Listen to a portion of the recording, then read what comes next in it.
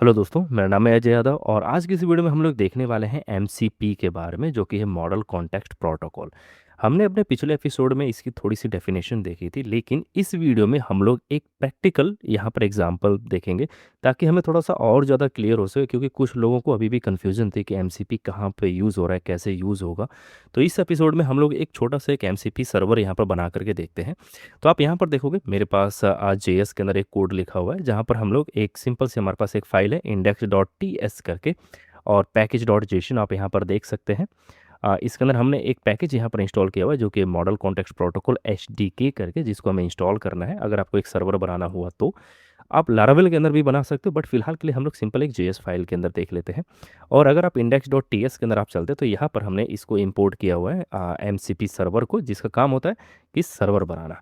फिर यहाँ पर हमने स्टूडियो सर्वर ट्रांसपोर्ट हमने यहाँ पर इंपोर्ट किया हुआ है। इसका काम है यहाँ पर कि किसी भी क्लाइंट से कम्युनिकेट करने के लिए ये रेडी रहेगा। तो जो अपने क्लाइंट है, जो अपना फ्रंट एंड रहेगा बेसिकली, वो कोई भी एआई हो सकता है, जैसे चैट जीपीटी हो सकता है, कर्सर हो सकता है ना। कोई भी आप फ्रंट एंड पे आप वहाँ पर यूज़ कर सकते हो और वो बात कर सकते हैं हमारे इस सर्वर से, जो हमारे पास इस सर्वर रहेगा। फिर हमने यहाँ पे जेड ओ डी करके हमने इसको इंपोर्ट किया हुआ है, जिसका काम होता है कि वैलिडेशन वगैरह, इनपुट स्कीमा वगैरह के लिए। फिर पीजी जो कि पोस्टग्रेसक्यूएल के लिए हम लोग इसको यूज़ कर रहे हैं। फिर हम लोग यहाँ पर डेटाबेस से कनेक्शन यहाँ पर बना ले रहे हैं। डेटाबेस से कनेक्शन करने के बाद हम लोग यहाँ पर इसको क्वेरी रन करने के लिए दे रहे हैं। तो ये जो है ये अपना सेफ गार्ड है एक तरह से। तो यहाँ पर लिखा हुआ है कि असर्ट सेफ सेलेक्ट क्वेरी। तो यहाँ पर जो भी अपना एआई क्वेरी यहाँ पर बना करके रन करेगा, वो आप यहाँ पर देख सकते हो। यहाँ पर ब्लॉक्ड है कि आप इंसर्ट क्वेरी आप रन नहीं कर सकते हो, अपडेट डिलीट और ये क्वेरी आप रन नहीं कर सकते हो। इसमें से कोई अगर आप रन करना चाहते हो तो उसको आप यहाँ से हटा सकते हो। फिर आपका एक फंक्शन यहाँ पर है, एक जो टूल है बेसिकली, जो हम लोग अपने एआई को देंगे। तो यहाँ पर एक टूल है लिस्ट टेबल्स करके, जिसका काम होता है कि लिस्टिंग करना है। यहाँ पर हमने डिस्क्रिप्शन दिया हुआ है, जो कि हमारा जो क्लाइंट रहेगा बेसिकली, जो चैट जीपीटी है, वो इसको रीड कर सकता है। और फिर ये वाली क्वेरी यहाँ पर रन होगी, जिससे कि सभी टेबल्स की लिस्टिंग उसको मिल जाएगी पीजी एडमिन के अंदर। और फिर अगर मैं इसको यहाँ पर रन करता हूँ तो आप यहाँ पर देखोगे टेबल की लिस्टिंग यहाँ पर दिखा रहा है कि डिपार्टमेंट्स, एम्प्लॉयज, पोस्ट और यूजर्स, 4 टेबल्स हैं। तो यहाँ पर एक टूल हमने इसको रजिस्टर कर लिया। एक और टूल है अपने पास यहाँ पे, जो है डिस्क्राइब टेबल के बारे में है, जहाँ पर उसको कॉलम्स वगैरह की जो भी डिस्क्रिप्शन रहेगी ना, वो उसको रिटर्न करेगा। तो ये भी एक टूल है अपना, जो हमने यहाँ पर आप देख सकते हैं इस तरीके से। यहाँ पर इनपुट स्कीमा के अंदर आप देख सकते हैं कि ये टेबल का नेम यहाँ पर आपको पास करना पड़ेगा। और वहीं जो अपना ये वाला टूल था, जहाँ पर हम लोग लिस्टिंग यहाँ पर सिर्फ शो कर रहे थे टेबल्स की, तो यहाँ पर इनपुट स्कीमा यहाँ पे ब्लैंक है। ये आप एज अ पैरामीटर आप समझ सकते हो कि पेलोड के अंदर आप क्या पास करो। तो इसको कुछ नहीं देना है, क्योंकि लिस्ट ऑफ टेबल्स आपको चाहिए। यहाँ पर कौन सी टेबल आपको डिस्क्राइब करना है वो आपको मेंशन करना पड़ेगा। तो यहाँ पर टेबल नेम आपको पास करना पड़ेगा इस फंक्शन के अंदर, ठीक है। फिर आपका एक और टूल है यहाँ पर, जो कि क्वेरी आप कर सकते हो खुद ही डेटाबेस के अंदर। तो जैसे कि आपको कुछ पूछना है कि भाई कितने डेटा हैं, कौन सा मान लीजिए मेरे पास कौन सा कितने यूज़र्स हैं, कौन सा यूज़र सबसे ज़्यादा मान लीजिए परचेजिंग कर रहा है, इस टाइप के जो भी क्वेश्चन रहेंगे वो कुछ यहाँ पर क्वेरी कर सकता है वो।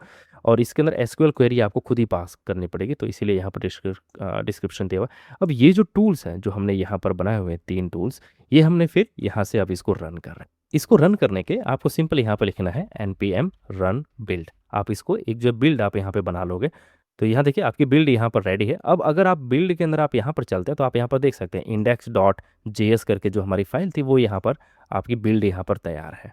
ओके, अब हमने क्या किया है कि एक यहाँ पे डॉट वी एस कोड नाम से एक हमने यहाँ पर फोल्डर बनाया हुआ है। इसके अंदर हमने mcp डॉट जेसन फाइल हमने बनाई हुई है, जो कि एक लोकल mcp सर्वर है। आप इसको ग्लोबली भी बना सकते हो, बट अगर आपका ये वाला प्रोजेक्ट है मान लीजिए, और आप ये चाहते हो कि ये जो mcp सर्वर है वो सिर्फ यहीं पर है, तो आप यहाँ पर dot V S code folder के अंदर आप यहाँ पे mcp डॉट जेसन फाइल आप बना करके आप ये वाला कोड आप वहाँ पे आप डाल सकते हो। अब इसमें है क्या, यहाँ पे सर्वर्स है, सर्वर्स के अंदर पोस्ट ग्रेस ई कॉमर्स हमने लिखा हुआ है, ताकि ये अपने सर्वर का नाम है।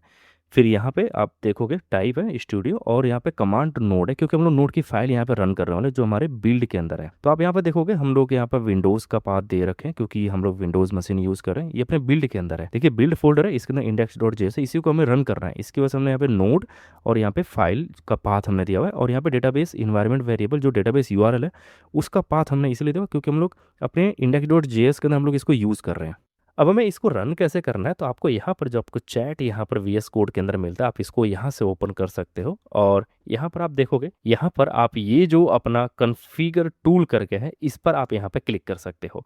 जब आप यहाँ पर क्लिक करोगे तो यहाँ पर आप नीचे आते हैं, तो यहाँ पर आपको मिलता है पोस्टग्रेस ई-कॉमर्स एमसीपी करके, आप यहाँ पर देख सकते हैं। इसको आप चेक और अनचेक आप यहाँ पे कर सकते हो। अगर आप इसको ओपन करोगे यहाँ से, तो आप यहाँ से देख सकते हो कि जो टूल्स आपने बताए थे यहाँ पर, describe table, list tables, query dB, जो हमने यहाँ पर अपने इंडेक्स डॉट टीएस के अंदर जो हमने टूल्स बनाए थे, वो यहाँ पर आप देख सकते हो ना, जहाँ पे लिस्टिंग है, क्वेरी कर सकते हो।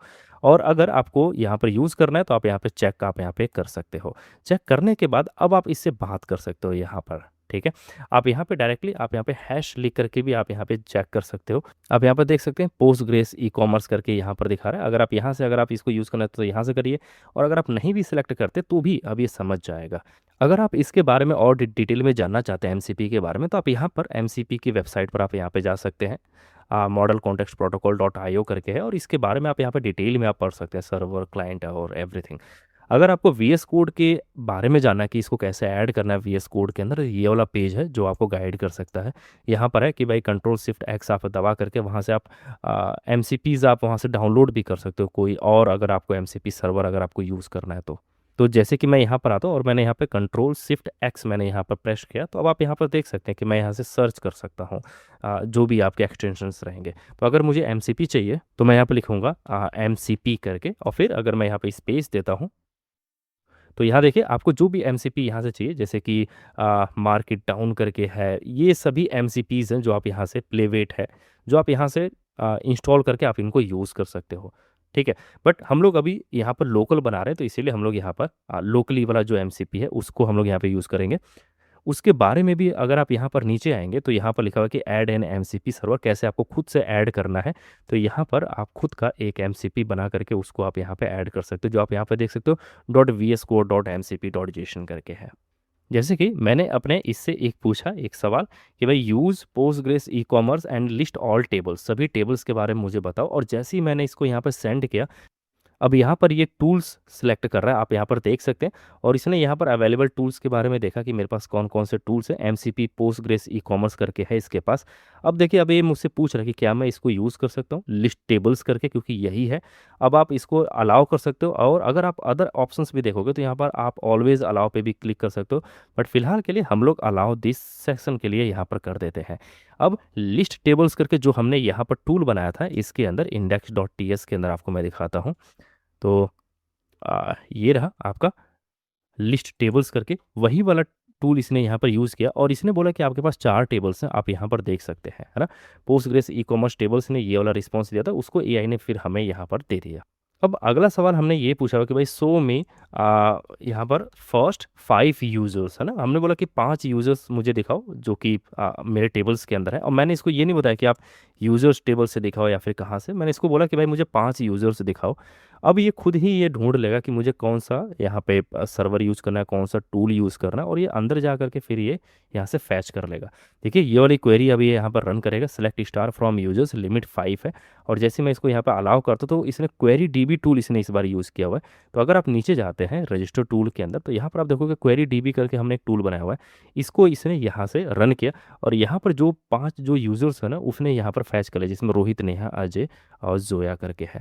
तो आप यहाँ पे आप इसके पूरे स्टेप्स को आप यहाँ पर देख सकते हो, और यही सेम क्वेरी अगर हम लोग यहाँ पे रन करते हैं अपने डेटाबेस के अंदर, तो हमें ये वाला आउटपुट मिलेगा। आप यहाँ पर देख सकते हैं रॉ काउंट 5 है, और यहाँ पर ये सभी डिटेल्स इसको यहाँ से मिली थी, जो हमारे डेटाबेस ने इसको रिटर्न करके दिया था, या जो ये जो एपीआई है इसने रिटर्न करके दिया था क्वेरी टूल वाले ने। यहाँ पर है रॉ काउंट, आप यहाँ पर देख सकते हो, पहला जो रिस्पॉन्स रॉ काउंट का था, और फिर रोज़ करके आ रहा है, जो आप यहाँ पर आप देख सकते हो जो भी रो का रिटर्न आया।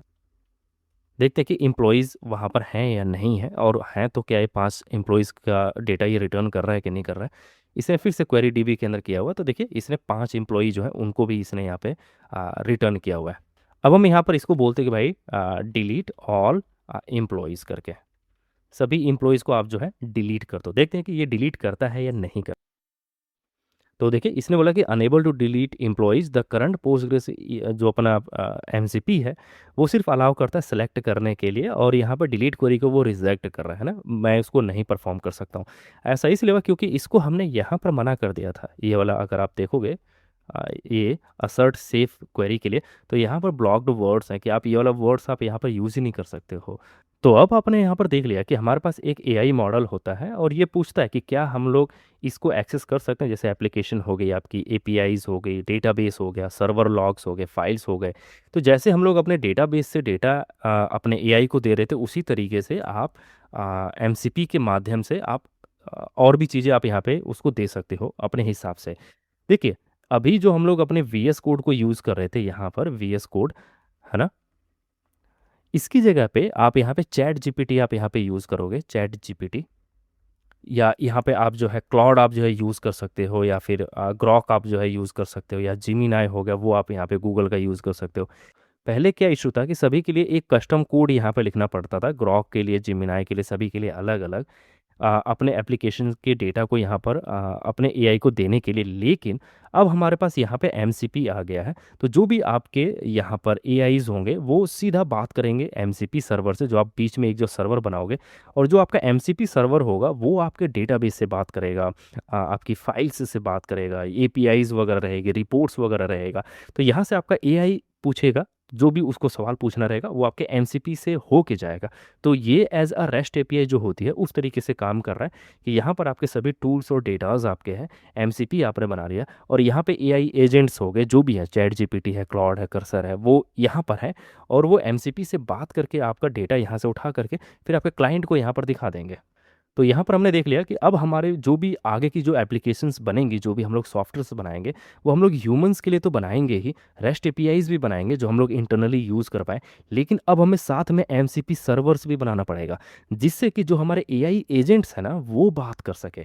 तो एआई एजेंट्स भी, क्योंकि अब जो भी आपका क्लाइंट होगा वो कोई ना कोई एक एआई यूज़ कर रहा होगा फ्रंट एंड में, तो वो ये चाहेगा कि जो भी मेरे सॉफ्टवेयर के अंदर, सीआरएम के अंदर जो कुछ भी हो रहा है, मैं वो सब कुछ अपने चैट से बात कर सकूँ, अपने एआई से बात कर सकूँ, और जो मेरा एआई रहेगा वो मेरे एमसीपी से बात करेगा, और एमसीपी आपका पूरा ये सब बैकएंड में हैंडल करेगा। अब जो हमारे क्लाइंट की रिक्वायरमेंट रहेगी ना, हम लोग देखिए, हम लोग एक डेवलपर्स हैं, हमारा काम है डेवलप करने का। तो देखिए, क्लाइंट को ये नहीं पता होगा कि एमसीपी सर्वर्स नाम की कोई चीज़ होती है, या फिर ऐसे भी कोई सॉफ्टवेयर बनाया जाता है। जैसे कि हमारा एमसीपी है, उसी तरीके से हमारी रेस्ट एपीआई है। तो जब कभी भी आप एक एप्लीकेशन बनाते हो, जब कोई क्लाइंट आता है, मुझे भाई फ्रंट एंड चाहिए, बैक एंड चाहिए इस टाइप का, और मुझे इस टाइप की एप्लीकेशन चाहिए, तो जो हम लोग हैं, जो हम लोग डेवलपर्स हैं, हमें पता है कि हम लोग यहाँ पर रेस्ट एपीआई यूज़ कर सकते हैं, है ना, रेस्ट एपीआई। और रेस्ट एपीआई के अंदर भी हम लोग यहाँ पर JWT यूज़ कर सकते हैं, या फिर सैंक्टम हम लोग यूज़ कर सकते हैं। ये सब कुछ हमारे तक होता है, बैकएंड में हम लोग लारावेल यूज़ करेंगे। इसी तरीके से जब क्लाइंट आता है और वो बोलता है कि भाई मेरे को ना ये चाहिए कि मेरा जो एआई है वो हमारे ऑर्डर्स को चेक कर सके और मुझे रिपोर्ट दे सके, रीड कर सके रिपोर्ट्स को, अपडेट मेरे टिकट्स को अपडेट कर सके, साथ में वो सर्च कर सके मेरे सिस्टम के अंदर जा करके, कंपनी के डेटा के अंदर वो सब कुछ सर्च, ये सब फीचर्स चाहिए मुझे। क्लाइंट सिर्फ इतना मांगेगा। अब हमारा काम है कि जो भी उसने यहाँ पर रिक्वायरमेंट्स दी है कि भाई मुझे एआई, मेरा एआई बात करेगा, तो अब हम लोग एक एमसीपी बनाएंगे, और एमसीपी को हम लोग यहाँ पर जो अपना एआई असिस्टेंट रहेगा वो हमारे एमसीपी से बात करेगा, और एमसीपी को हम लोग यहाँ पे कंट्रोल करेंगे, क्योंकि वो हमारे हाथ में रहेगा कि क्या डेटा देना है, क्या नहीं देना है। कहीं गलती से वो डिलीट ना करते, तो ये हमारे कंट्रोल में रहेगा।